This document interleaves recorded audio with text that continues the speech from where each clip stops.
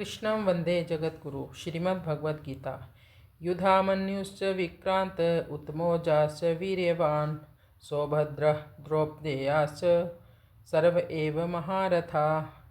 युधामन्युश्च विक्रांत उत्तमौजाश्च वीर्यवान् सौभद्रः द्रौपदेयाश्च सर्व एव महारथा। पांचाल देश के बड़े बलवान और वीर योद्धा युधामन्यु तथा उत्तमौजा मेरे वैरी अर्जुन के रथ के पहियों की रक्षा में नियुक्त किए गए हैं। आप इनकी ओर भी नज़र रखना।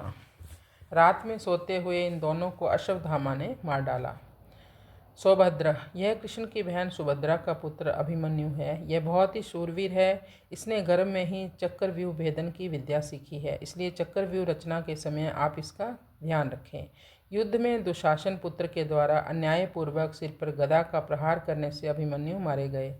द्रौपदेयाश्च युधिष्ठिर, भीम, अर्जुन, नकुल और सहदेव, इन पांचों के द्वारा द्रौपदी के गर्भ से क्रमशः प्रतिविंध्य, सुतसोम, श्रुतकर्मा, शतानीक और श्रुतसेन पैदा हुए हैं।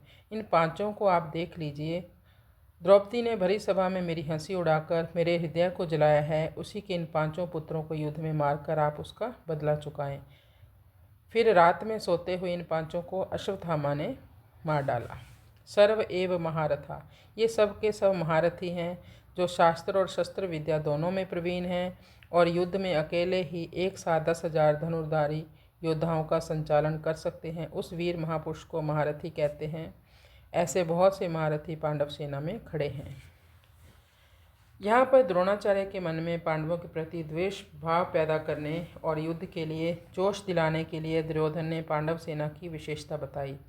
दुर्योधन के मन में विचार आया कि द्रोणाचार्य पांडवों के पक्षपाती हैं, पांडवों के साथ रहते हैं, इसलिए वे पांडव सेना की महत्ता सुनकर मेरे को यह कह सकते हैं कि जब पांडवों की सेना में इतनी विशेषता है तो उनके साथ तो संधि क्यों नहीं कर लेता। ऐसा विचार आते ही दुर्योधन आगे के 3 श्लोकों में अपनी सेना की भी विशेषता बता रहे हैं।